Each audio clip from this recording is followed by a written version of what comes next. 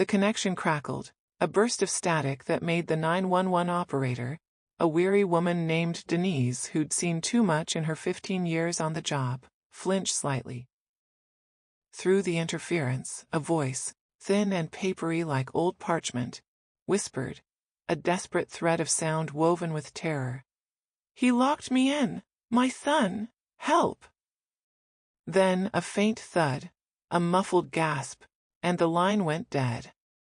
Silence. Absolute, chilling silence that seemed to absorb all the noise of the busy dispatch center around her. Denise stared at the glowing screen, the disconnected call blinking accusingly. "Ma'am? Ma'am, are you still there?" She spoke into her headset, her voice professionally calm, betraying none of the unease that prickled her skin. She ran a quick trace. The call had originated from a landline, a rarity these days, registered to an Eleanor Vance on Azalea Street, a quiet tree-lined block in a fading, respectable part of town. Just another domestic, probably. A misunderstanding, or something far, far worse. She dispatched a patrol car for a welfare check, logged the incident with a sigh, and moved on to the next flashing light on her console. But the faint, desperate whisper lingered in her ears long after the call was cleared.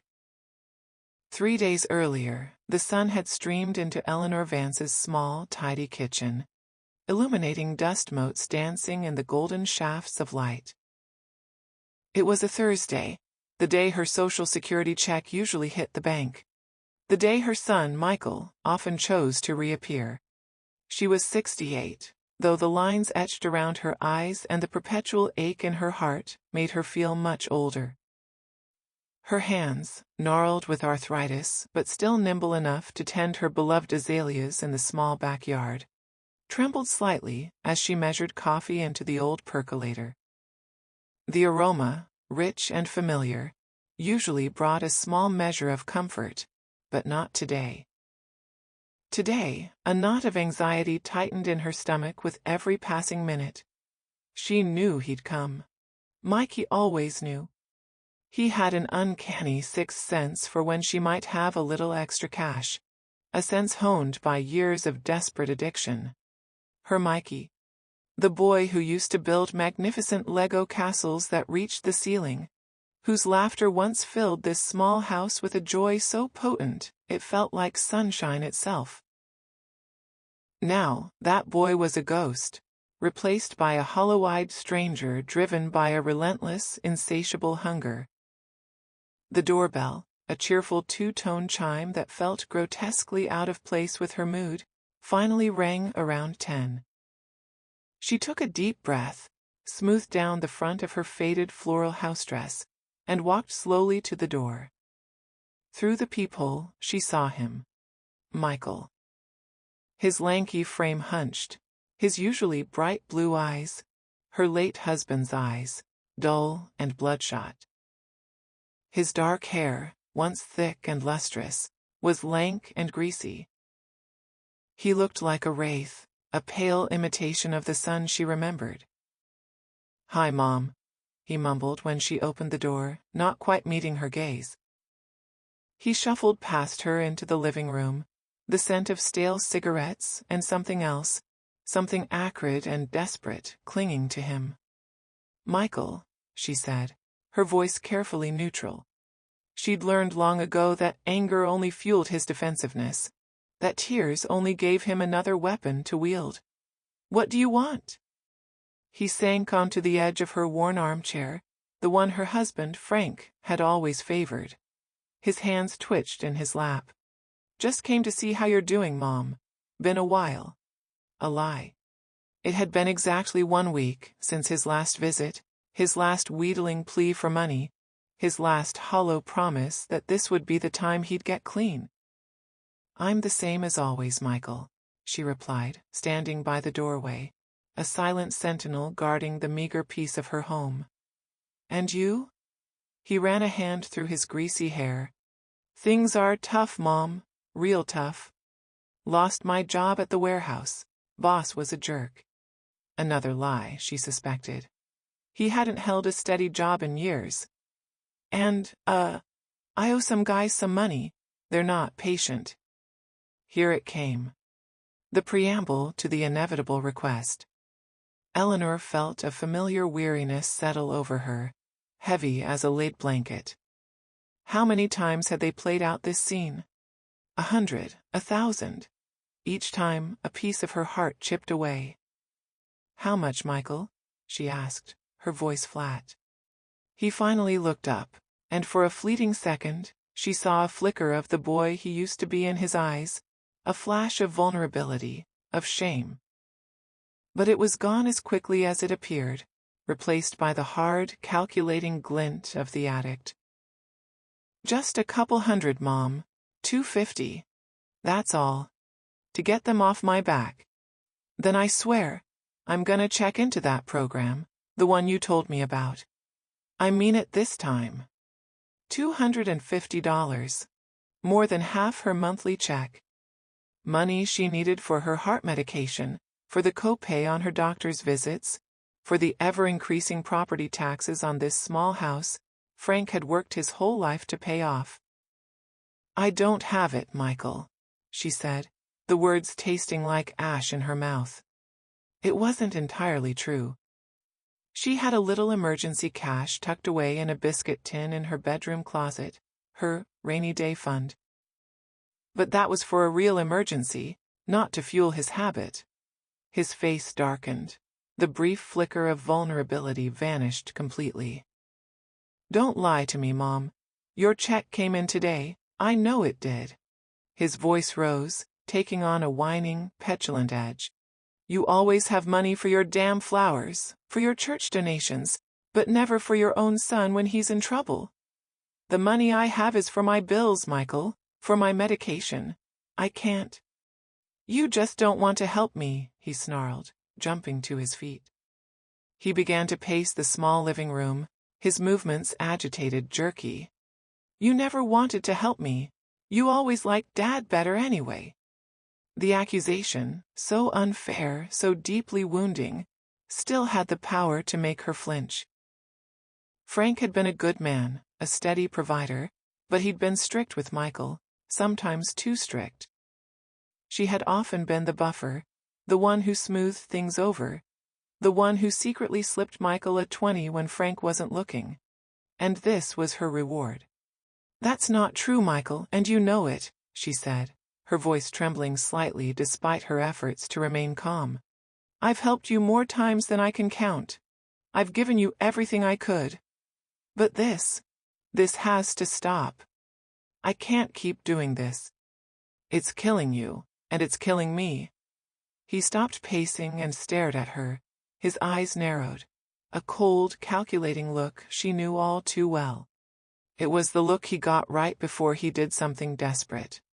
"You're holding out on me, aren't you?" he said softly, dangerously. "You've got cash hidden somewhere. You always do." He started towards her bedroom. Eleanor's heart leapt into her throat. "Michael, no! Don't you dare go in there!" She tried to block his path, but he was younger, stronger, fueled by a desperate craving. He easily pushed her aside. She stumbled, catching herself on the doorframe, a sharp pain shooting up her arm. He didn't even glance back. She heard him rummaging in her bedroom, drawers being pulled open, objects clattering to the floor. The violation of it, the desecration of her private space, her sanctuary, made her physically sick. She followed him, her legs unsteady. He was in her closet, pulling down shoeboxes, a wild, hunted look on his face. He found the old biscuit tin, the one with the faded picture of Queen Elizabeth on the lid. He pried it open. Inside, nestled amongst old photographs and sentimental trinkets, were a few neatly folded $20 bills. Her emergency fund, about $300. His eyes lit up with a feverish triumph. "See, I knew it," he crowed, snatching the money. "Michael, please," she begged, tears finally welling in her eyes. "That's all I have. I need that for—" He ignored her. He stuffed the money into his pocket and turned to leave. But then he stopped, a new chilling thought seeming to cross his mind. He looked at her, then at the telephone on her bedside table, then back at her. "You're not gonna call anyone, are you, Mom?" he said, his voice suddenly devoid of emotion. "You're not gonna call the cops on your own son? Or that Dr. Henderson to tell him I missed my appointment again?" "Michael, what I do is my business," she said, trying to inject a note of authority into her voice, but it came out as a quaver. He walked slowly towards her. She backed away, a primal fear gripping her. This wasn't her Mikey. This was a stranger, a dangerous animal cornered. "I can't have you messing things up for me, Mom," he said, his voice flat, almost conversational. "Not this time. I just need a little time, a few days to get things sorted." Before she could react, before she could scream, he grabbed her arm, his fingers digging into her fragile skin like talons.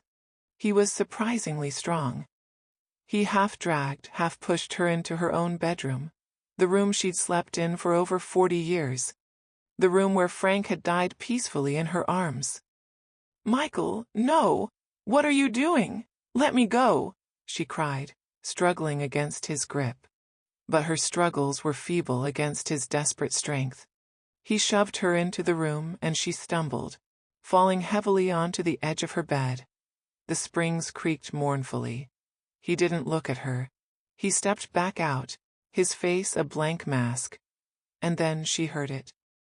The click of the old-fashioned key turning in the lock from the outside, a sound that sealed her fate.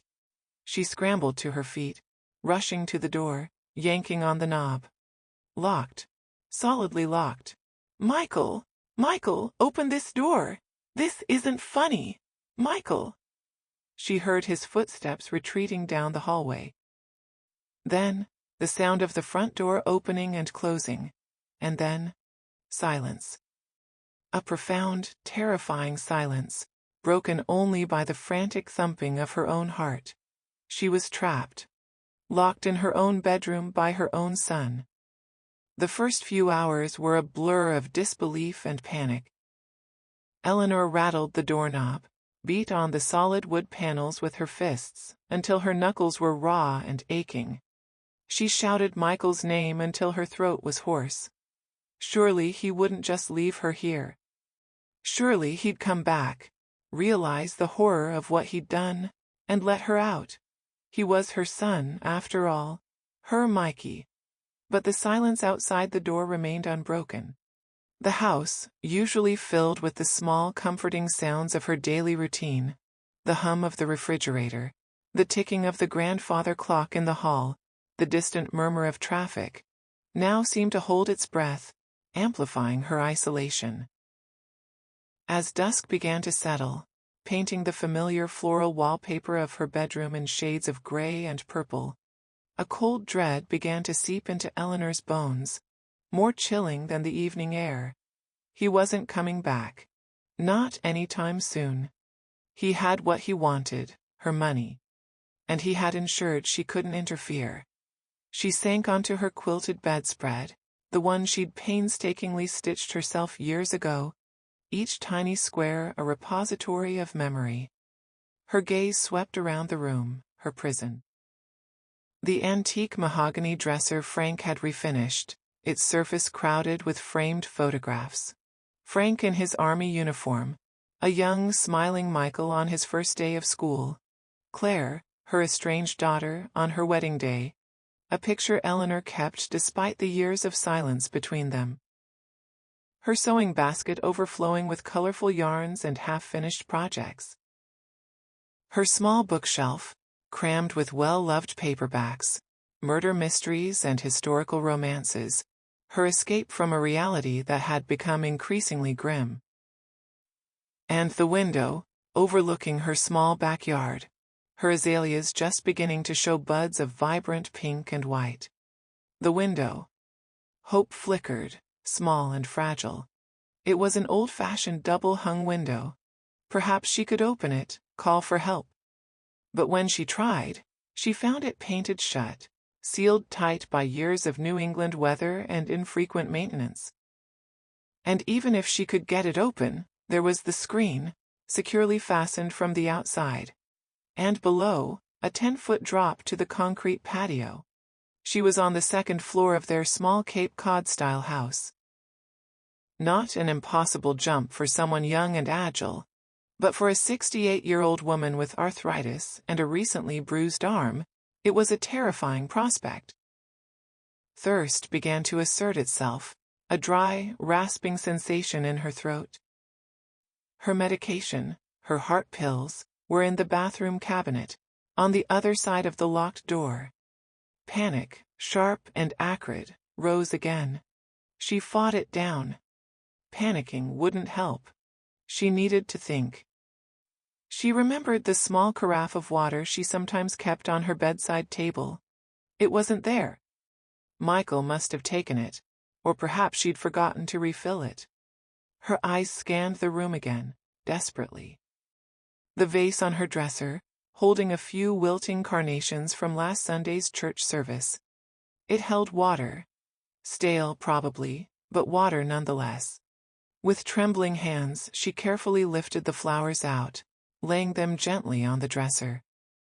The water was murky, with bits of stem floating in it. She hesitated for only a moment before lifting the heavy crystal vase and taking a small, cautious sip. It tasted faintly of decay, but it was wet. It was life. Night fell, and with it, a deeper, more profound despair. The familiar shadows in her room seemed to lengthen, to twist into menacing shapes. Every creak of the old house, every rustle of leaves outside her window, sounded like Michael returning, his footsteps heavy with malice. Or worse, like he wasn't returning at all, and this room would become her tomb. She tried the door again, jiggling the knob, pushing, pulling, hoping for some miracle of faulty mechanics. Nothing. The old lock, a sturdy mortise lock Frank had installed himself, held firm. She was well and truly trapped. Sleep, when it finally came, was fitful, haunted by nightmarish images of Mikey's face, contorted with rage, and the echoing click of the key in the lock. She woke with a start, her heart pounding, the room still dark, unsure if she'd been asleep for minutes or hours. The silence pressed in on her, suffocating. The next day, Friday, crawled by with agonizing slowness.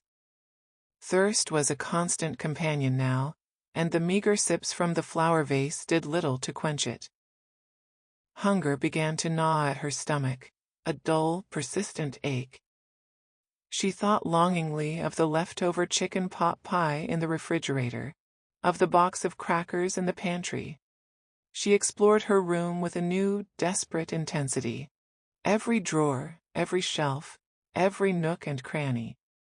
In the back of her nightstand drawer, tucked beneath a pile of old greeting cards, she found a small, forgotten tin of butterscotch candies, hard and stuck together. A treasure. She sucked on one slowly, letting the cloying sweetness dissolve on her tongue. A pathetic but welcome distraction from the growing fear. Her mind, sharpened by desperation, began to work. She couldn't just wait. She had to do something. The lock. She needed to try and pick the lock. But with what? She had no tools, no experience. She thought of the movies she'd seen, where resourceful heroes escaped impossible situations with a hairpin or a paperclip. A hairpin. Her gaze fell on the small antique silver tray on her dresser, where she kept a few stray bobby pins and a tarnished barrette. Bobby pins? They were thin, malleable. Could they work? She spent hours that afternoon, her fingers clumsy and aching, trying to manipulate a bobby pin in the keyhole. She bent it, straightened it, twisted it into different shapes, guided by nothing but a vague, cinematic memory of how lockpicking was supposed to work. The metal scraped uselessly against the tumblers. Frustration mounted, bringing tears of helpless rage to her eyes. It was no use. She was no master spy, no resourceful movie heroine. She was just an old woman, locked in her bedroom, slowly fading. As the second night descended, a new, more terrifying thought began to take root. What if no one even missed her? Claire, her daughter, lived 3 states away in California. They hadn't spoken in over a year, not since a bitter argument over Michael. Her few remaining friends from church, they might call, but if she didn't answer, they'd probably assume she was out or resting. Mrs. Henderson from next door, with whom she sometimes shared a cup of tea, was visiting her sister in Florida. Who would notice her absence? Who would come looking? The silence of the house became a torment. Was Michael still here, lurking in the other rooms? Or had he truly abandoned her? She strained her ears, listening for any sound, any sign of life. Nothing. Just the wind sighing around the eaves, and the frantic, terrified beating of her own heart. On the morning of the 3rd day, Saturday, Eleanor woke to a crushing weakness. Her mouth was parched, her head throbbed, and her limbs felt heavy as lead. The butterscotch candies were long gone, the water in the flower vase was almost finished. She knew, with a chilling certainty, that she didn't have much time left. It was then, in the depths of her despair, that the faint, desperate whisper of an idea came to her. The telephone. Not her bedside phone, which Michael had almost certainly disconnected or taken, but her old phone.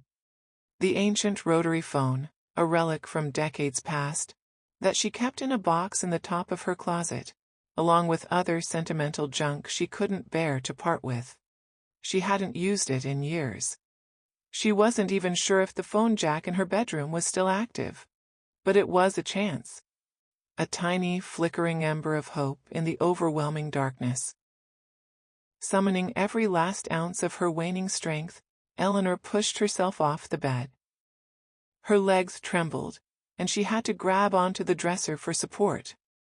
The closet. It seemed miles away.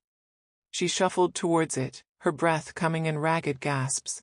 Reaching the top shelf was an ordeal. She dragged her vanity stool over, its wooden legs scraping loudly on the floorboards, a sound that made her freeze, listening for any reaction from outside the room. Silence. She climbed precariously onto the stool, her hand outstretched. Her fingers brushed against a dusty cardboard box. With a grunt of effort, she pulled it down. It was heavy, and she nearly lost her balance. Inside, beneath a pile of Frank's old army medals and a stack of faded love letters, was the phone. A heavy, black Bakelite monster. Her heart hammered. Now for the jack. It was hidden behind her bedside table. She had to move the table, a heavy piece of furniture. It took all her remaining energy, her muscles screaming in protest, but she finally managed to nudge it aside, revealing the old, discolored phone jack. Her fingers fumbled with the cord, trying to plug it in. It fit. Now, the moment of truth. Would there be a dial tone? She lifted the heavy receiver to her ear, her hand shaking so violently she could barely hold it. And then she heard it. Faint, almost imperceptible at first, but undeniably there. A dial tone. A thin, fragile connection to the outside world. Tears streamed down her face, tears of relief, of terror, of a desperate, surging hope. She had to call 911. But could she even remember the number? Her mind felt foggy, confused.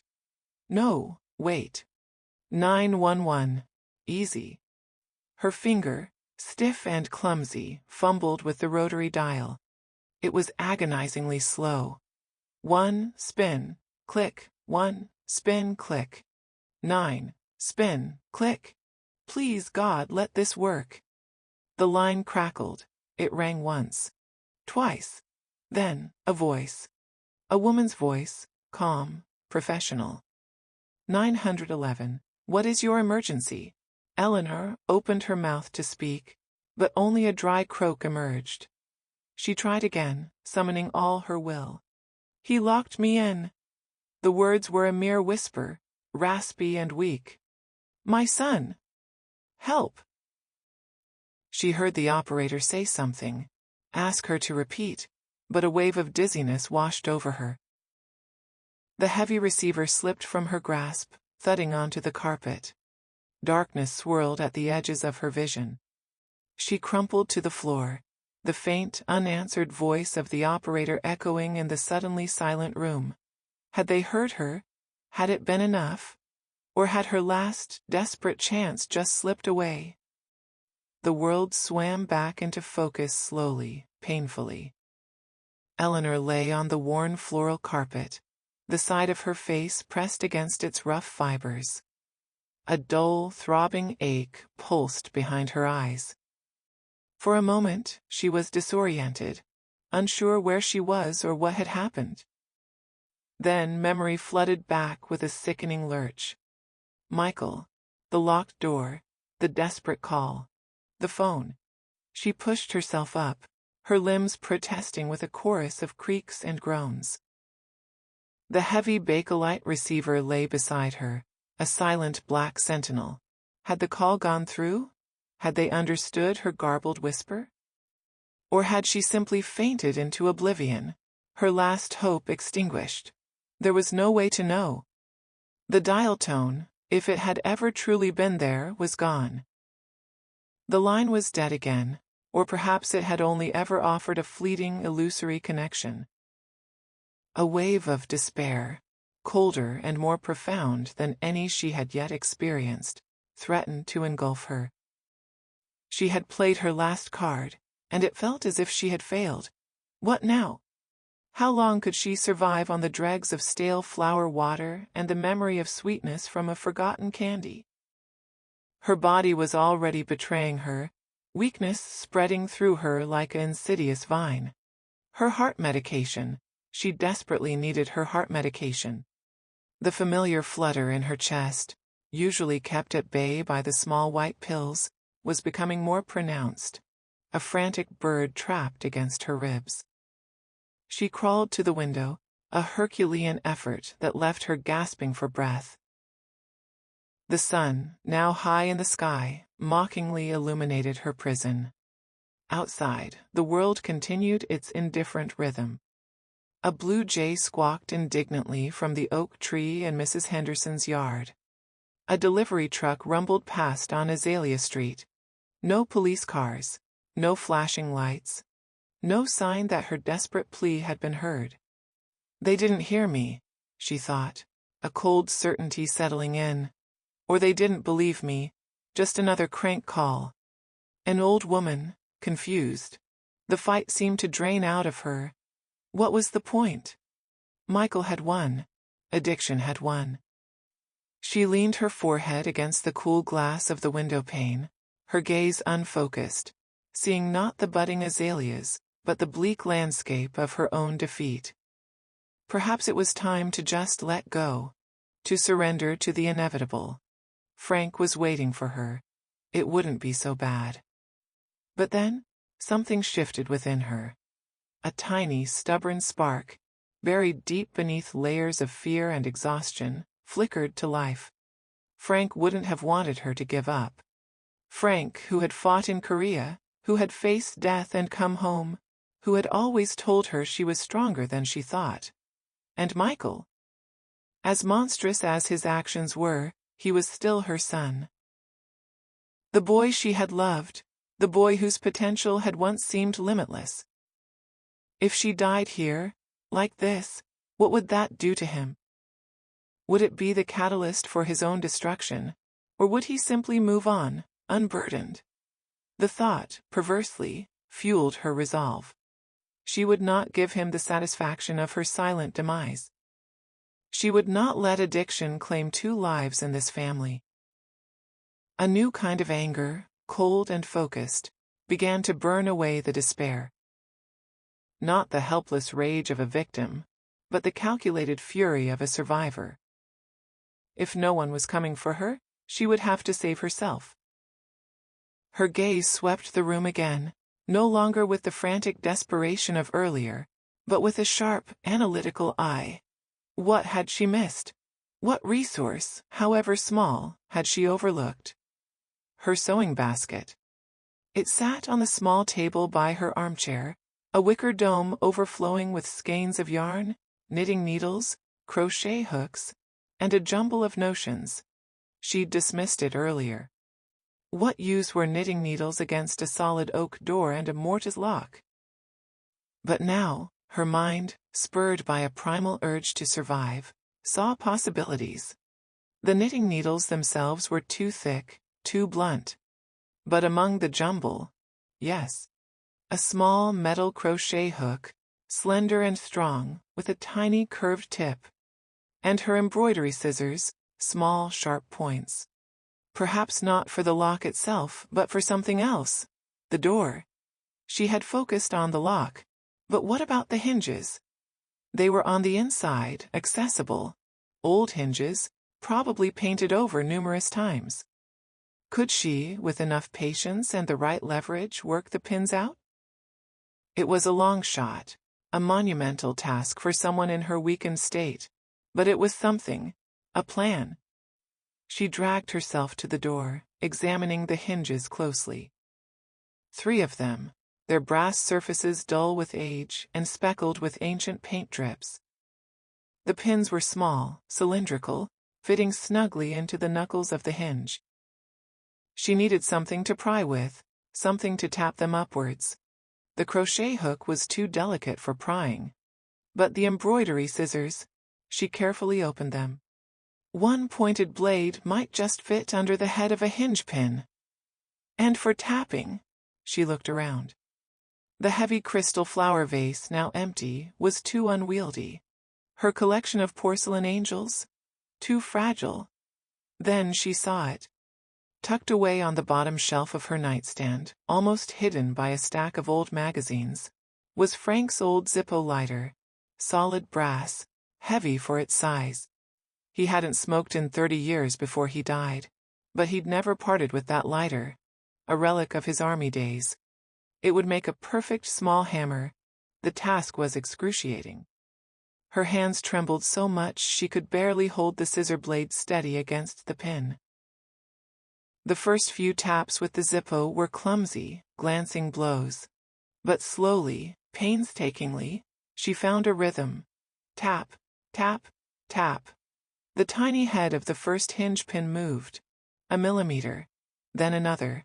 Sweat beaded on her forehead, stinging her eyes. Her bruised arm throbbed with every movement. Her stomach cramped with hunger. But she kept going, fueled by a grim determination. The image of Frank's steady, capable hands, the memory of his quiet strength, seemed to guide her. Hours passed. The sun arced across the sky, its light shifting through the window, marking the agonizingly slow passage of time. She worked on the top hinge first, figuring it would be the easiest to reach and would relieve the most pressure on the others. The pin moved with infuriating slowness. Sometimes it would stick, and she'd have to jiggle it, pry it with the tip of the crochet hook, then resume tapping. Her throat was a desert. She licked her dry, cracked lips, her mind a haze of pain and concentration. She focused on the tiny movements of the pin, shutting out everything else. The hunger, the fear, the crushing weight of her isolation. There was only the pin, the scissors, the Zippo, and the will to survive. Finally, with a small grating screech, the top pin came free. It clattered onto the floorboards, a tiny silver trophy. Eleanor slumped against the door, gasping, a wave of dizziness washing over her. She had done it. 1 down, 2 to go. The middle hinge was more difficult, the angle was awkward, and her strength was waning. She had to rest frequently, her head lolling against the cool wood of the door, her breath coming in shallow rasps. Doubt, a cold, insidious serpent, tried to coil around her heart. This is impossible. You're too weak. You're going to die here. She pushed it away. She thought of her azaleas, their tight buds promising a riot of color. She would see them bloom. She would. She switched tactics. Instead of trying to tap the pin all the way out, she focused on loosening it enough to get the crochet hook underneath its head, to use it as a lever. The metal of the hook bent under the strain, but it held. Slowly, agonizingly, she worked the pin upwards, millimeter by millimeter, using the Zippo to tap the hook when she needed extra force. It was late afternoon, the light outside beginning to fade, when the second pin finally yielded. Eleanor let out a shaky sob of triumph and exhaustion. Her hands were raw, her knuckles bleeding, but 2 pins were out. The door sagged slightly on its remaining hinge. The bottom hinge. This would be the hardest. She was almost on the floor, her body contorted, trying to get the right angle. Her vision was blurring. She felt a strange detachment, as if she were watching herself from a distance, a frail old woman engaged in a desperate, almost pathetic struggle. She didn't know how long she worked on that last pin. Time had ceased to have meaning. There was only the struggle, the pain, and the dwindling flame of her will. She was running on fumes, her reserves almost completely depleted. And then, it happened. A final, desperate pry with the bent crochet hook, a last weak tap with the Zippo. The pin slid free. The door, no longer supported by its hinges, tilted inwards with a groan, then slumped against the doorframe, held only by the latch and the lock. It wasn't open, not yet, but it was loose, movable. Eleanor stared at it, her mind struggling to comprehend. Had she actually done it? She reached out a trembling hand and pushed. The door creaked, shifted, then jammed again. The latch was still engaged, but now there was a gap. A small gap, perhaps an inch wide, between the edge of the door and the frame on the hinge side.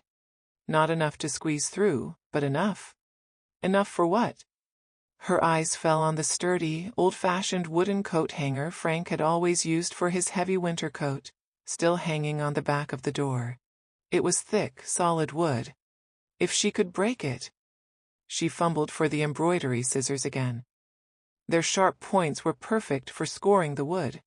She worked with a renewed, frantic energy, sawing back and forth, creating a deep groove near one of the angled ends of the hanger.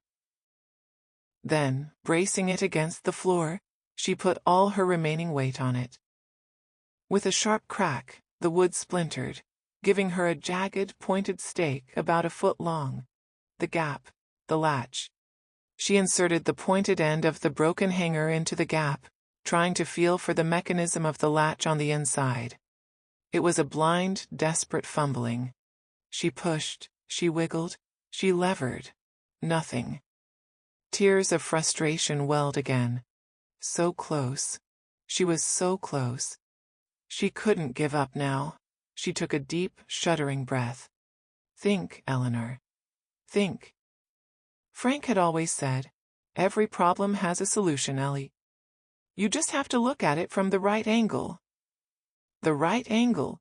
She changed her position, pressing her ear to the door, trying to visualize the latch mechanism. She remembered the feel of it, the slight resistance before it clicked open. She inserted the wooden stake again, this time aiming higher, then angling it downwards. She felt something give, a slight click. Her breath caught in her throat. She pushed gently on the door. It moved. It swung inwards, slowly, silently, revealing the dim, dusty hallway beyond. Freedom. Eleanor stared, disbelieving. For a moment she didn't move. She simply savored the sight of the open doorway, the smell of the familiar, slightly musty air of the rest of her house. It was the most beautiful sight she had ever seen. Then a new fear gripped her. Michael. Was he still in the house? Had he heard her? The silence that had been her tormentor now seemed ominous, pregnant with unseen threats. She listened, her senses stretched taut. Nothing. No footsteps, no voices, no television murmuring in the living room. The house felt empty, abandoned. With infinite caution, Eleanor pulled herself to her feet, using the door frame for support. Her legs were like jelly, but she forced them to obey. She took one hesitant step into the hallway, then another. The grandfather clock at the foot of the stairs showed just past 6 tarde. Saturday. Nearly 3 full days since Michael had locked her in. 3 days of terror, of desperation, of a fight for survival she never thought she possessed. The house was eerily quiet. The living room was a mess, cushions tossed aside, magazines scattered. A grim testament to Michael's frantic search for anything of value. The kitchen too, drawers open, cupboards ajar. He had been thorough. Her first priority was water.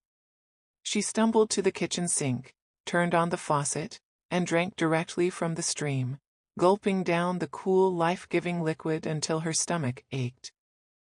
It was the most delicious thing she had ever tasted. Then, food. She found a half-eaten box of crackers in the pantry and devoured them ravenously, not caring about the crumbs that scattered down her front. Her medication. She fumbled in the bathroom cabinet, her hands shaking, and dry swallowed her heart pills. Only then, as a semblance of strength began to return, did she think about calling for help again. The landline in the kitchen was dead, its cord ripped from the wall. Michael had been thorough there too. Her cell phone. Where was her cell phone? She remembered leaving it on the kitchen counter on Thursday morning. It wasn't there. He must have taken it. Of course he had. She was out of her room, but she was still isolated. She couldn't stay here. What if he came back? The thought sent a fresh jolt of fear through her. She had to get out. Get help. But as she moved towards the front door, a new chilling realization stopped her dead in her tracks. The front door was locked. And a heavy deadbolt, one she rarely used, was thrown. Michael hadn't just locked her in her room. He had locked her in the entire house. The sense of triumph, so brief and exhilarating, evaporated, replaced by a cold, sickening dread. The fight wasn't over. It had just moved to a larger, more dangerous arena. And Michael, her son, her captor, could return at any moment. The realization that she was still a prisoner, albeit in a larger cage, hit Eleanor with the force of a physical blow. For a moment she sagged against the wall, the brief surge of adrenaline that had fueled her escape from the bedroom draining away, leaving her weak and trembling. He had thought of everything. Michael, her Mikey, had meticulously planned her isolation. But the spark of defiance, ignited in the oppressive confines of her bedroom, refused to be extinguished. She had come too far, fought too hard to surrender now. The deadbolt. That was the immediate obstacle. Unlike the simple lock on her bedroom door, this was a serious piece of hardware. Picking it was out of the question. She needed a key, or she needed to find another way out. A key. Did Michael have a key to the deadbolt? Probably. But even if he did, and even if he'd left it somewhere, searching the entire ransacked house felt like an impossible task in her current state, with the ever-present threat of his return looming. Another way out. The windows. All the downstairs windows were securely locked, and many had storm windows on the outside as well. The back door, leading to her azalea garden, also had a deadbolt, undoubtedly thrown. She was trapped on the ground floor, just as surely as she had been trapped in her room, unless the basement. The door to the basement was in the kitchen, a narrow, unassuming door she usually kept bolted from the kitchen side. Her heart hammered. Had Michael thought to check that? It led to a damp, unfinished space where Frank had kept his tools, and where the old furnace rumbled. But it also had small ground-level windows, the kind that tilted inwards. They were usually grimy and cobweb-strewn, but they were windows to the outside. She stumbled to the basement door, her breath catching in her throat. The simple slide bolt was unlatched. He hadn't bothered, or perhaps he'd forgotten. A small oversight, a tiny crack in his otherwise thorough plan. Hope, fragile but tenacious, surged anew. She pulled the door open, revealing a flight of steep, rickety wooden stairs disappearing into the gloomy darkness below. The air that wafted up was cool and musty, smelling of damp earth and old wood. Taking a deep breath, Eleanor started down, one hand gripping the rough wooden railing, the other pressed against the wall for balance. Each step was a monumental effort. The stairs creaked ominously under her slight weight. The basement was as she remembered, only darker and more cluttered. Frank's old workbench stood against one wall, covered in a ghostly layer of dust. Tools hung on a pegboard above it, hammers, saws, wrenches, a chaotic but familiar landscape from a time when her husband's capable hands could fix anything. The windows. There were 3 of them, small, rectangular, set high up in the concrete foundation walls.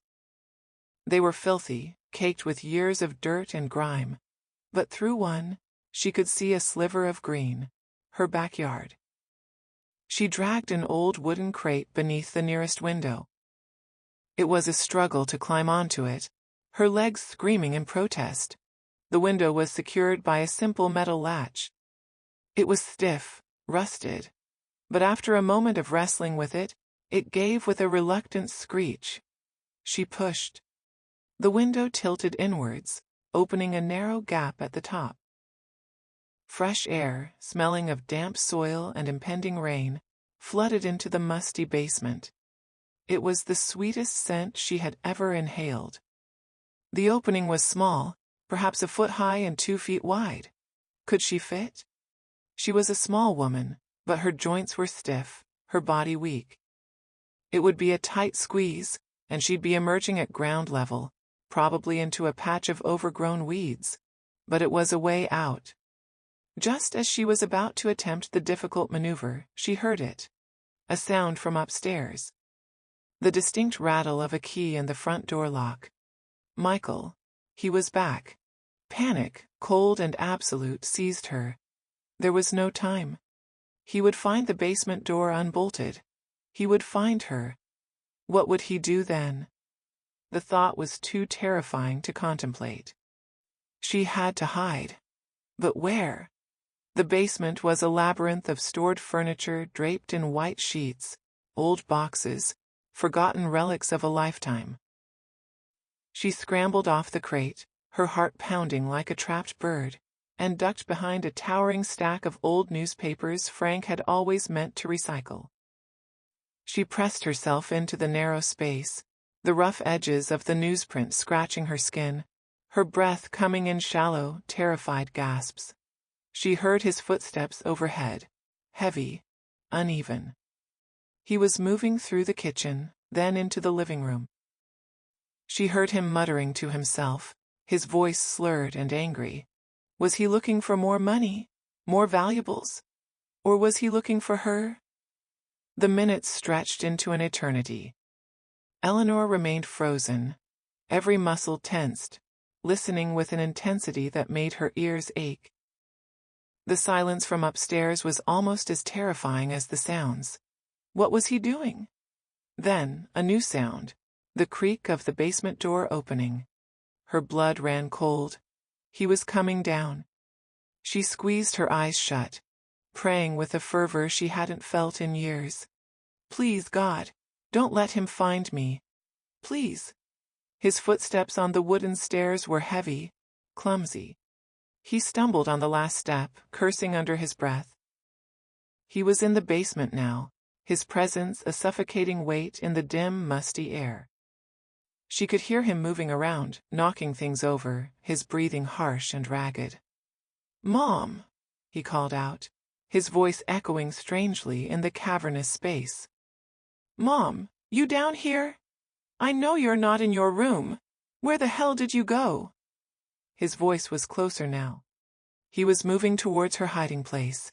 She held her breath, certain he would see her, that the game was over. He kicked an old paint can, sending it clattering across the concrete floor. The sound made her jump. He was only a few feet away. She could smell the stale, sour scent of him. "Damn it, old woman," he snarled. "Playing games with me? I just need a little more. Then I'll leave you alone, promise." He sounded desperate, on the edge. This was not her Mikey, not even the shadow of him. This was the addiction, raw and ravenous. Then, miraculously, his attention seemed to shift. He moved away from her hiding spot towards Frank's old workbench. She heard him rummaging through the tools, metal clanking against metal. What was he looking for? A moment later, she heard him grunt with satisfaction. Then, his footsteps retreated, moving back towards the stairs. He was leaving the basement. Eleanor didn't dare move, didn't dare breathe, until she heard the basement door creak shut upstairs, followed by the distinct sound of the bolt sliding into place. He had locked her in the basement now. Or so he thought. She waited, heart still pounding, for what felt like an age. Then, slowly, cautiously, she peeked out from behind the newspapers. The basement was empty. But the window, her small, grimy portal to freedom, was still ajar. This was her chance. Her only chance. He might come back down at any moment. Adrenaline, born of sheer terror and a desperate will to live, flooded her system, giving her a burst of unnatural strength. She scrambled back onto the crate, her movements surprisingly agile. She pushed the window open as far as it would go. Now for the hard part, getting through. She hooked her fingers over the concrete sill, took a deep breath, and began to wiggle her way through the narrow opening, feet first. It was an agonizingly tight squeeze. The rough edges of the concrete scraped her hips, her shoulders. Her house dress snagged, ripped. She felt a sharp pain as her skin tore, but she didn't stop. She was halfway out, her legs dangling in the cool, damp air outside, when she heard it again. The basement door, opening. "Mom, you still playing hide and seek?" Michael's voice, closer this time, laced with a terrifying sing-song menace. Terror lent her wings. With a final desperate heave, ignoring the searing pain in her shoulders, she pushed herself through the opening. She tumbled out, landing awkwardly in a patch of wet, overgrown weeds at the side of the house, hidden from the street. She lay there for a moment, gasping, her body screaming in protest, mud and wet leaves clinging to her torn dress. She could hear Michael shouting her name from inside the basement, his voice muffled but clearly enraged. She couldn't stay here. He would eventually realize she'd escaped through the window. Ignoring the pain, Eleanor scrambled to her feet. She had to get to a neighbor. Mrs. Henderson was away. But the Petersons, 2 houses down, a young couple with small children. They were usually home on a Saturday. She stumbled across her backyard, her beloved azaleas a blur of color, and pushed through the gap in the hedge that separated her property from the Petersons. She half ran, half stumbled towards their back door, her heart pounding a frantic rhythm against her ribs. She could see them through their kitchen window, Tom Peterson reading the newspaper at the table, Sarah Peterson wiping down the counter, their 2 small children playing on the floor with brightly colored blocks. A scene of perfect, normal, Saturday morning domesticity. A world away from the nightmare she had just escaped. She banged on their back door with all her remaining strength, her voice a hoarse croak. "Help! Please, help me!" Tom Peterson looked up, startled. He saw her then. A disheveled, mud-stained old woman, her dress torn, her face pale and streaked with dirt and tears. He rushed to the door, Sarah close behind him, her eyes wide with alarm. "Mrs. Vance! Eleanor! What on earth happened?" Tom exclaimed, pulling the door open. And then, the words just tumbled out, a torrent of fear and exhaustion, and a desperate, overwhelming relief. "My son, Michael. He locked me in. 3 days. He's still in the house. Please, call the police." The rest was a blur.